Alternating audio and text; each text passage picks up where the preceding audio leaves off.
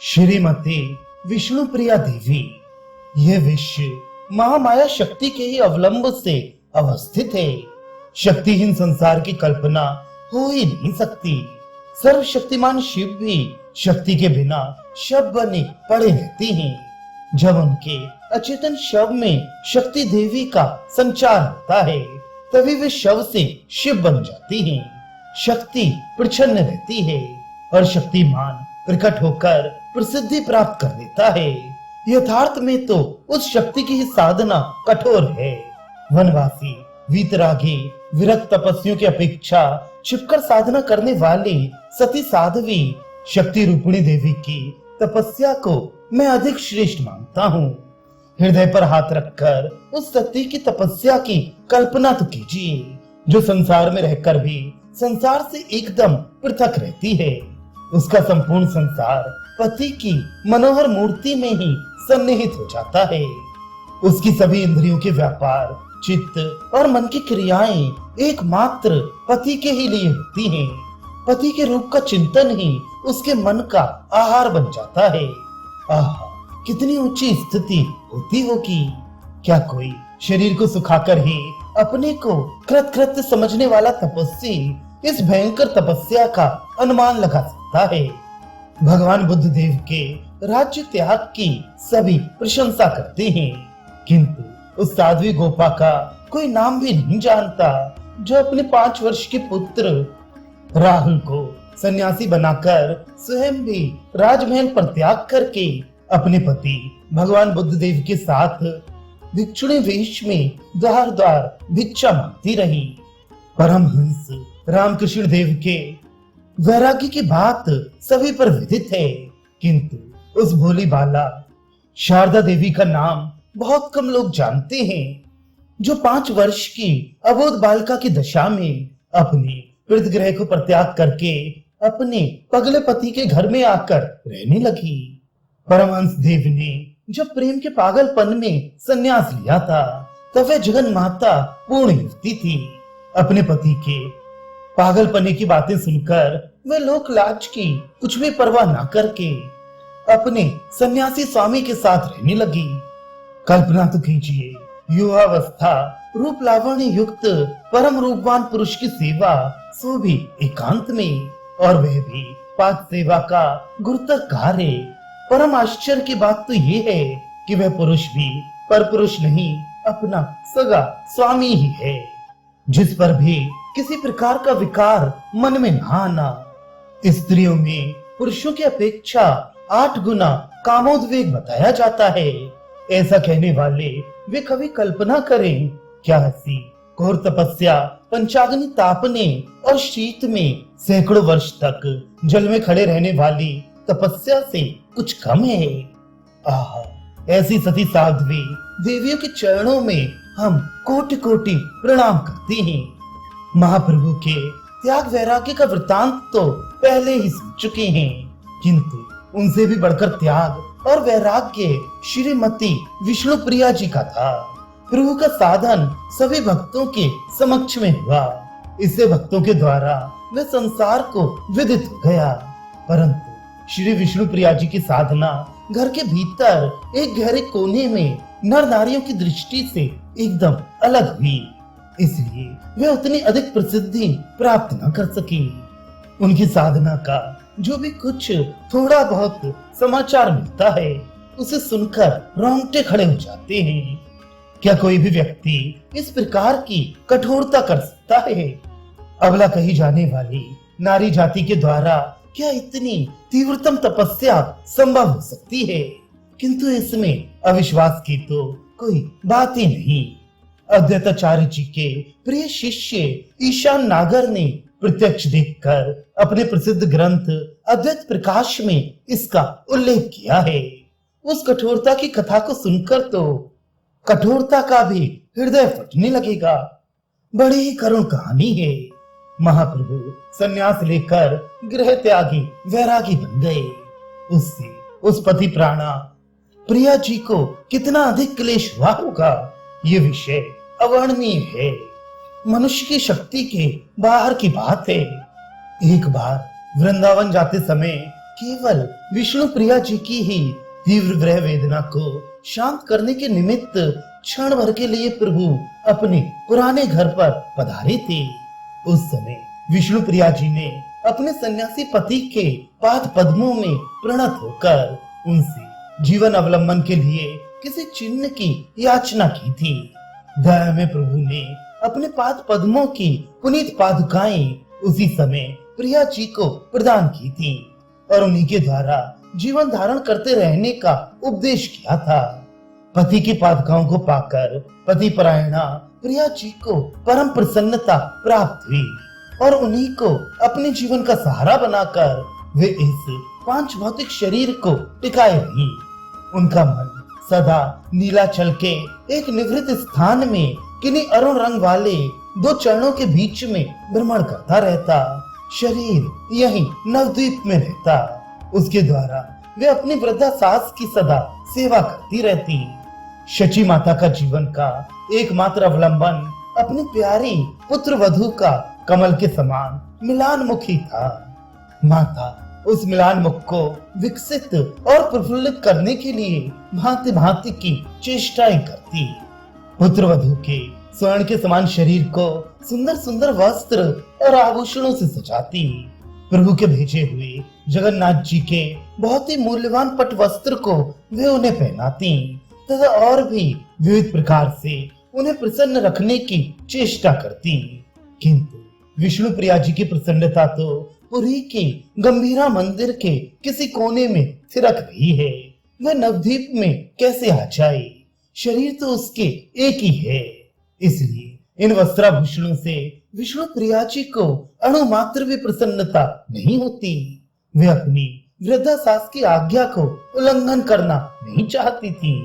प्रभु के प्रेषित प्रसादी पटवस्त्र का अपमान ना हो, इस भय से वे उस मूल्यवान वस्त्र को भी धारण कर लेती और आभूषणों को भी पहन लेती, किंतु उन्हें पहनकर वे बाहर नहीं जाती थी।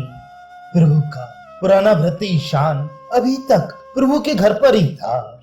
शची माता उसे पुत्र की भांति प्यार करती। वही प्रिया जी तथा माता जी की सभी प्रकार की सेवा करता था। ईशान बहुत वृद्ध हो गया था, इसलिए प्रभु ने वंशीवदन नामक एक ब्राह्मण को माता की सेवा के निमित्त और भेज दिया था। ये दोनों ही तन मन से माता तथा प्रिया जी की सभी सेवा करती थी। प्रिया जी के पास कांचना नाम की उनकी एक सेविका सखी थी। वह सदा प्रिया जी के ही साथ रहती और उनकी हर प्रकार की सेवा करती।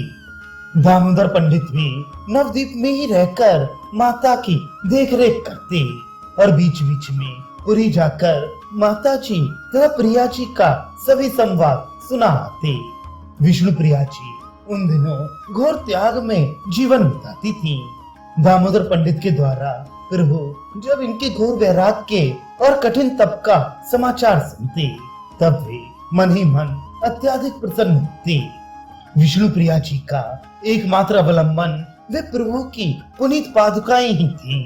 अपने पूजा गृह में वे एक उच्चासन पर उन पादुकाओं को पधराई हुई थी और नित्य प्रति धूप दीप नैवेद्य आदि से उनकी पूजा किया करती थी। वे निरंतर हरे राम राम राम हरे हरे, हरे कृष्ण कृष्ण कृष्ण हरे हरे इसी महामंत्र को जपती रहती। उन्होंने अपना आहार बहुत ही कम कर दिया था, किंतु शची माता के आग्रह से वे कभी कभी कुछ अधिक भोजन कर लेती थी। पुत्र शोक से जर्जरित हुई वृद्धा माता का हृदय फट गया था। पुत्र की दिव्य अनुमादकारी अवस्था सुनकर तो उसके घायल हृदय में मानो किसी ने विष से बुझे हुए बाण भेज दिए हों। एक दिन माता ने अधीर होकर भक्तों से कहा, निमाई के विरह दुख की ज्वाला अब मेरे अंतःकरण को तीव्रता के साथ जला रही है। अब मेरा ये पार्थिव शरीर टिक ना सकेगा, इसलिए तुम मुझे भगवती भागीरथी के तट पर ले चलो। भक्तों ने जगत माता की आज्ञा का पालन किया और वे स्वयं अपने कंधों पर पालकी रखकर माता को गंगा किनारे ले गए। पीछे से पालकी पर चढ़कर विष्णु प्रिया जी भी वहां पहुंच गईं। पुत्र शोक से तड़फड़ाती हुई माता ने अपनी प्यारी पुत्र वधू को अपने पास बुलाया। उसके हाथ को अपने हाथ से धीरे धीरे पकड़कर माता ने कष्ट के साथ पुत्र वधू का माथा चूमा और उसे कुछ उपदेश करके इस नश्वर शरीर को त्याग दिया। शची माता के वैकुंठ गमन से सभी भक्तों को अपार दुख हुआ। सांस की क्रिया कराकर प्रिया जी घर लौटी। अब वे नितांत अकेली रह गई थी। ईशा माता से पहले ही परलोकवासी बन चुका था। उसे अपनी स्नेहमयी माता का ये हृदय विदारक दृश्य अपनी आंखों से नहीं देखना पड़ा। घर में वंशी वदन था और दामोदर पंडित भी गृह के कार्यों की देखरेख करती थी। विष्णु प्रिया जी का वैराग्य अब और भी अधिक बढ़ गया। अब वे दिन रात्रि अपने प्राणनाथ के विरह में तड़पती रहती थी। अभी तक माता के वियोग का दुख कम नहीं हुआ था कि प्रिया जी को यह हृदय विदारक समाचार मिला कि श्री गौर अपनी लीला को संवरण करके अपने नित्य धाम को चले गए। इस दूसरे समाचार को सुनकर तपस्विनी विष्णु प्रिया जी कटे हुए केले के वृक्ष के समान भूमि पर गिर पड़ी। उन्होंने अन्न जल का एकदम परित्याग कर दिया। स्वामी भक्त वंशी वदन ऐसी दशा में कैसे अन्न ग्रहण करता? वह प्रिया जी का मंत्र शिष्य भी था, इसलिए उसने भी अपने मुंह में अन्न का दाना नहीं दिया। भक्तों ने आकर भांति भांति की विनती की, किंतु प्रिया जी ने अन्न जल ग्रहण करना स्वीकार ही नहीं किया। जब स्वप्न में आकर प्रत्यक्ष श्री गौरांग देव ने उनसे अभी कुछ दिन और शरीर धारण करने की आज्ञा दी, तब उन्होंने थोड़ा अन्न ग्रहण किया। एक दिन प्रिया जी भीतर शयन कर रही थीं। वंशी वदन बाहर बरामदे में सो रहा था। उसी समय स्वप्न में उन्होंने देखा मानो प्रत्यक्ष श्री गौरांग आकर कह रहे हों, जिस नीम के नीचे मैंने माता के स्तन का पान किया था, उसी के नीचे मेरी काष्ठ की मूर्ति स्थापित करो, मैं उसी में आकर रहूंगा। विष्णु प्रिया देवी उसी समय चौंक कर उठ बैठी। प्रातः काल होने को था। वंशी वदन भी जाग गया और उसने भी उसी क्षण ठीक यही स्वप्न देखा था। जब दोनों ने परस्पर एक दूसरे को स्वप्न की बात सुनाई, तब तो शीघ्र ही दारुमय मूर्ति की स्थापना का आयोजन होने लगा। वंशी वदन ने उसी नीम की एक सुंदर लकड़ी काट कर बढ़ई से एक बहुत ही सुंदर श्री गौरांग की मूर्ति बनवाई। 15 दिन में मूर्ति बनकर तैयार हो गई। वंशी वदन ने लोहे की सलाखा से उस पर अपना नाम खोदा। जब वस्त्राभूषण पहनाकर श्री गौरांग विग्रह को सिंहासन पर पधराया गया, तब सभी को उसमें प्रत्यक्ष श्री गौरांग के दर्शन होने लगे। वंशी वदन ने दूर दूर से भक्तों को बुलाकर खूब धूमधाम से उस मूर्ति की प्रतिष्ठा की और एक बड़ा भारी भंडारा किया। देवी विष्णु प्रिया जी ने श्री विग्रह की नित्य नैमित्तिक पूजा के निमित्त अपने भाई तथा भाई के पुत्र यादव नंदन को मंदिर में नियुक्त किया। श्री विष्णु प्रिया जी नित्य प्रति मंदिर में दर्शन करने के निमित्त जाया करती थी और वंशी वदन भी उस मनोहर मूर्ति के दर्शनों से परम प्रसन्न होता था।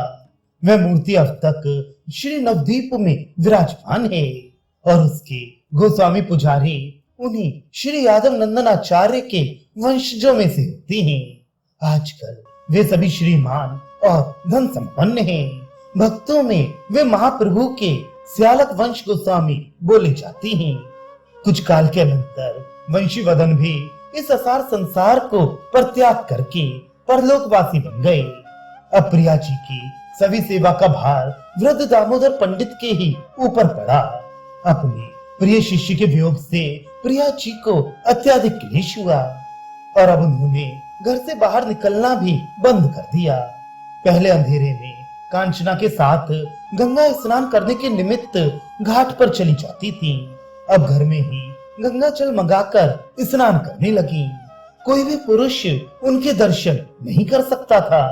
उन्होंने वैसे तो पर पुरुष से जीवन भर में कभी बातें नहीं की, किंतु अब उन्होंने भक्तों को भी दर्शन देना बंद कर दिया।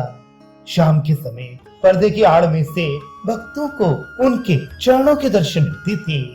उन अरुण रंग के कोमल चरण कमलों के दर्शन से ही भक्त अपने को कृतकृत्य समझते। श्रीमद अद्वैताचार्य जी अभी तक जीवित थे। वृद्धावस्था के कारण उनका शरीर बहुत ही अधिक जर्जरित हो गया था। उन्होंने जब प्रिया जी के ऐसे कठोर तप की बात सुनी, तब तो उन्होंने अपने प्रिय शिष्य ईशान नागर को प्रिया जी का समाचार लेने के निमित्त नवद्वीप भेजा। शांतिपुर से नागर महाशय आए। यहाँ दामोदर पंडित और श्रीवास पंडित से मिलकर उन्होंने जगत माता श्री विष्णु प्रिया जी के दर्शनों की इच्छा प्रकट की। दामोदर पंडित ईशान नागर को प्रिया जी के अंतःपुर में ले गए और वे प्रिया जी के चरण कमलों के दर्शनों से कृतार्थ हुए। उन दिनों प्रिया जी का तप अलौकिक हो रहा था। वे सदा पूजा मंदिर में ही बैठी रहती। एक पात्र में चावल भरकर सामने रख लेती और दूसरे पात्र को खाली ही रखती। प्रातः काल स्नान करके वे महामंत्र का जप करने बैठती। एक बार हरे राम राम राम हरे हरे, हरे कृष्ण कृष्ण कृष्ण हरे हरे, यह 16 नामों वाला मंत्र कह लिया और एक चावल उस खाली पात्र में डाल दिया। इस प्रकार तीसरे पहर तक वे निरंतर जप करती रहती। जबकि संख्या के साथ डाले हुए उतने ही चावलों को तीसरे पहर बनाती। उनमें ना तो नमक डालती और ना दाल बनाती।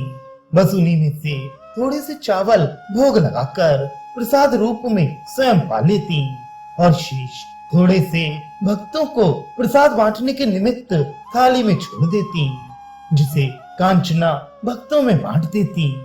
अनुमान तो लगाएं 32 अक्षर वाले इस मंत्र को जपने से कितने चावल तीसरे पहर तक होते होंगे। उन्हें ही बिना दाल साग के पाना और प्रसाद के लिए शेष भी छोड़ देना अल्पाहार की यहाँ हद हो गई। ईशान नागर ने अपने चैतन्य प्रकाश नामक ग्रंथ में स्वयं वर्णन किया है। शची माता के अंतर्धान हो जाने के अनंतर श्री विष्णु प्रिया देवी भक्तों के द्वारा अपने घर के किवाड़ बंद करा लेती थी। द्वार खुलवाने का अधिकार उन्होंने स्वयं ही अपने अधीन कर रखा था। उनकी आज्ञा के बिना कोई भी उनके दर्शन नहीं कर सकता था। उन्होंने अत्यंत ही कठोर व्रत धारण कर रखा था। प्रातः काल नित्य कर्मों से निवृत्त होकर वे हरि नाम जप करने के निमित्त कुछ चावल अपने सम्मुख रख लेती थी और प्रति मंत्र पर एक एक चावल मिट्टी के पात्र में डालती जाती थी। इस प्रकार वे तीसरे पहर तक जप करती थी। फिर तीसरे पहर यत्न पूर्वक वस्त्र से मुख को बांधकर उन चावलों का पाक करती थी। बिना नमक और बिना दाल शाक के उन चावलों का महाप्रभु को भोग लगाती थी। भांति भांति के स्नेह वचन कहती, स्तुति प्रार्थना करके विविध भांति के विलाप करती। अंत में आचमनी देकर भोग उतारती और उसमें से एक मुट्ठी भर चावल प्रसाद समझकर पा लेती। शेष बचा हुआ प्रसाद भक्तों में वितरित कर दिया जाता था। इस प्रकार का कठोर व्रत कौन कर सकेगा? सचमुच कोई भी इस व्रत को नहीं कर सकता। श्री गौरांग की अर्धांगिनी, सचमुच तुम्हारा ये व्रत तुम जैसी तपस्वी की प्राणायनी के ही अनुरूप है। माता, तुम्हारे ही तप से तो गौर भक्त तप और व्रत का कठोर नियम सीखे हैं। हमारी माताएं तुम्हें अपना आदर्श बना लें तो यह अशांतिपूर्ण संसार स्वर्ग से भी बढ़कर सुखकर और आनंदप्रद बन जाए। श्री ईशान नागर ने प्रिया जी का सभी वृतांत अपने प्रभु अद्वैताचार्य से जाकर कहा। आचार्य ने सुनकर कुछ अनमयस्क भाव से कहा, अच्छा, जैसी श्री कृष्ण की इच्छा। अवधूत नित्यानंद जी भी जाह्नवी और वसुमती नाम की अपनी दोनों गृहिणियों को छोड़कर परलोकवासी बन चुके थे। वसुमती की गोद में वीरचंद्र नामक एक पुत्र था। जाह्नवी की गोद खाली थी। जाह्नवी देवी पढ़ी लिखी और देश काल को समझने वाली थी। पति के पश्चात वे ही भक्तों को मंत्र दीक्षा देती थी। उनका आज तक कभी श्री विष्णु प्रिया जी से साक्षात्कार नहीं हुआ था। अपने पति अवधूत नित्यानंद के द्वारा वे विष्णु प्रिया जी के गुणों को सुनती रहती थी। अब जब उन दोनों ने विष्णु प्रिया जी के ऐसे कठोर तप की बात सुनी, तब तो श्री विष्णु प्रिया जी के दर्शनों की उनकी इच्छा प्रबल उठी। वे दोनों शांतिपुर में श्री अद्वैताचार्य जी के घर आई और वहां से अद्वैताचार्य की गृहिणी श्री सीता देवी को साथ लेकर विष्णु प्रिया जी के दर्शन को चली। नवदीप में वे वंशीवदन के घर आकर उतरी। वंशीवदन इस असार संसार को सदा के लिए त्याग गई थी। उनके चैतन्य दास और निताई दास ये दो पुत्र थे। बड़े पुत्र के उन दिनों एक पुत्र हुआ था जिसका नाम घर वालों ने रामचंद्र रखा था। आगे चलकर ये ही रमाई पंडित के नाम से प्रसिद्ध हुए। इनमें वंशीवदन का अंश माना जाता है। विष्णु प्रिया जी ने अवधूत की धर्म पत्नियों के आगमन का समाचार सुना। उन्होंने उन विचारियों को पहले कभी देखा नहीं था। हाँ, वे सुना करती थीं कि अवधूत अब गृहस्थ बनकर रहती हैं। प्रिया जी बाहर तो निकलती ही नहीं थीं, किंतु जब उन्होंने अवधूत की गृहिणियों का और सीता देवी का समाचार सुना, तब तो अपने प्रिय शिष्य वंशीवदन के घर जाने में कोई आपत्ति न समझी। वंशीवदन उनके पुत्र के समान था। वंशीवदन का पुत्र चैतन्य दास भी प्रिया जी के चरणों में अत्यधिक भक्ति रखता था। उसके घर को कृतार्थ करने और उसके पुत्र रामचंद्र को देखने तथा सीता देवी आदि से मिलने के निमित्त प्रिया जी चैतन्य दास के घर पधारी। चैतन्य दास का घर प्रिया जी के घर के अत्यंत ही समीप था। प्रिया जी के पधारने से परिवार के सभी लोगों के हर्ष का ठिकाना न रहा। नित्यानंद जी की गृहिणी जानवी देवी ने उठकर विष्णु प्रिया जी का स्वागत किया। दोनों ही महापुरुषों की अर्धांगिनी सगी दो बहनों के समान परस्पर हृदय से हृदय मिलाकर मिली। तब जानवी देवी एकांत में प्रिया जी को लेकर उनसे स्नेह की बातें करने लगी। जानवी ने स्नेह से प्रिया जी के कोमल कर को अपने हाथ में लेते हुए कहा, बहन तुम इतना कठोर तप क्यों कर रही हो? इस शरीर को सुखाने से क्या लाभ है? इस शरीर से तो तुम हरे नाम ले सकती हो। बहन तुम्हारी ऐसी दयनीय दशा देखकर मेरी छाती फटी जाती है। मेरे पति महाप्रभु की आज्ञा से अवधूत वेश छोड़कर गृहस्थ बन गए।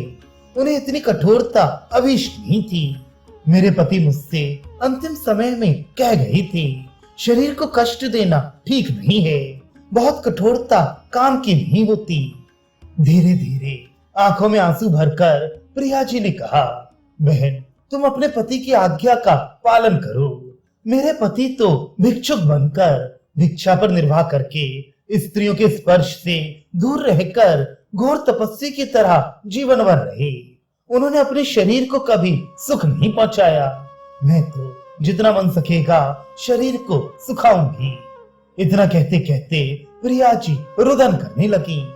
इसके अनंतर उन्होंने जाकर सीता देवी के पैर छुए।